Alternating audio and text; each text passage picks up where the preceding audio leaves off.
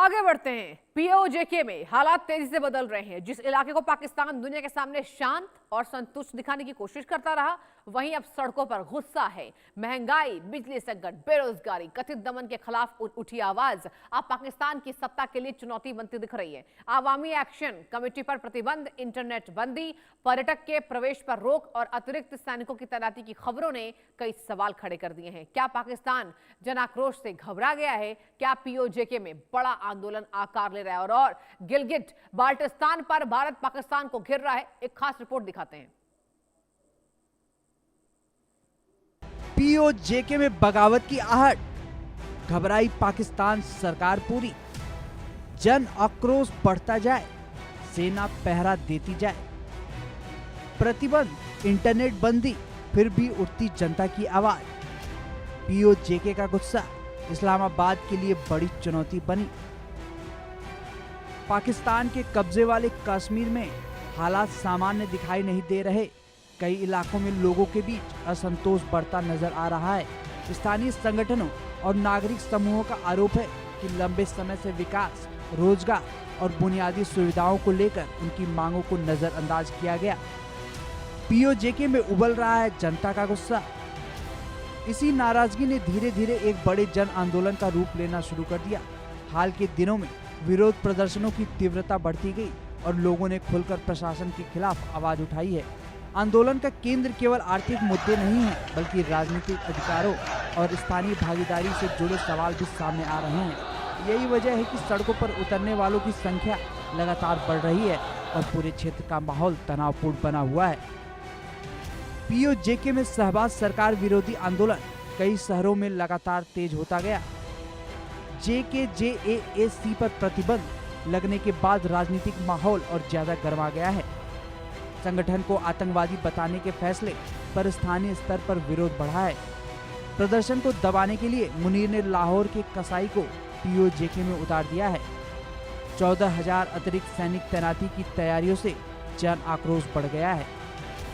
आंदोलन को रोकने के लिए पाकिस्तान सरकार की ओर से सख्ती बढ़ाए जाने की खबरें सामने आ रही हैं। विरोध प्रदर्शनों के बीच कई इलाकों में संचार व्यवस्था प्रभावित हुई है और लोगों का कहना है कि उनकी आवाज को दबाने की कोशिश की जा रही है।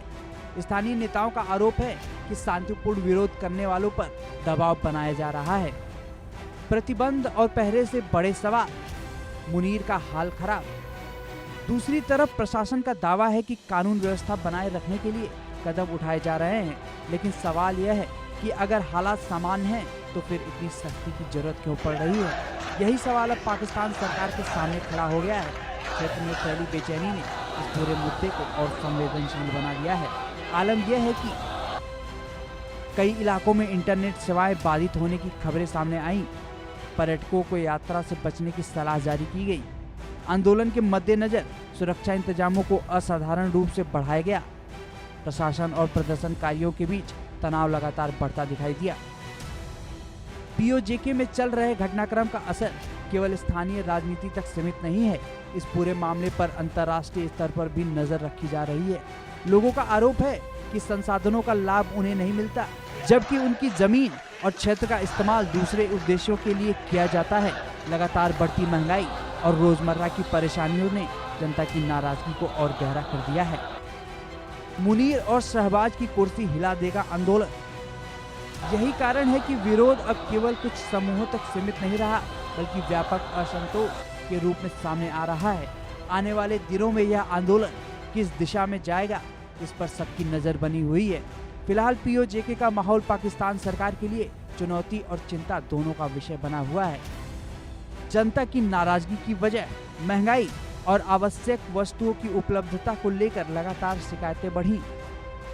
बिजली संकट और बुनियादी सुविधाओं की कमी पर सवाल उठे। नागरिक अधिकारों और स्थानीय प्रतिनिधित्व की मांग प्रमुख मुद्दा बनी। लंबे समय से चले आ रहे असंतोष ने आंदोलन को व्यापक रूप दिया। पीओजेके में जो कुछ हो रहा है वह केवल विरोध प्रदर्शन की कहानी नहीं है। यह उस असंतोष की तस्वीर है जो लंबे समय से भीतर ही भीतर पनप रहा था।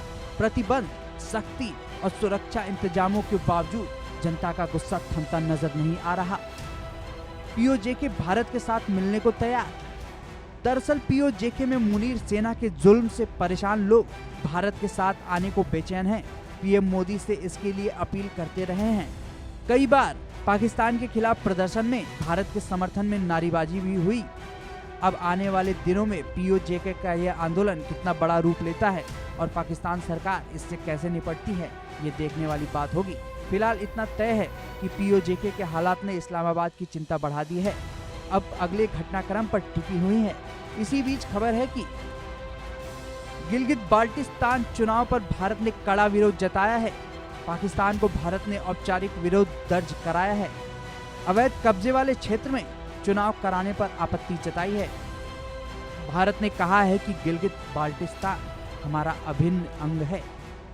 दरअसल गिलगित बाल्टिस्तान में 7 जून को विधानसभा का चुनाव प्रस्तावित है, जिसके खिलाफ भारत ने मोर्चा खोल रखा है। भारत ने स्पष्ट कहा है कि जम्मू कश्मीर और गिलगित बाल्टिस्तान सहित पूरा क्षेत्र भारत का अभिन्न और अविभाज्य हिस्सा है, जिसका 1947 में विधिवत भारत में विलय हुआ था। विदेश मंत्रालय ने पाकिस्तान द्वारा अवैध कब्जे वाले भारतीय क्षेत्र में चुनाव कराने की कोशिश को पूरी तरह अस्वीकार बताया है।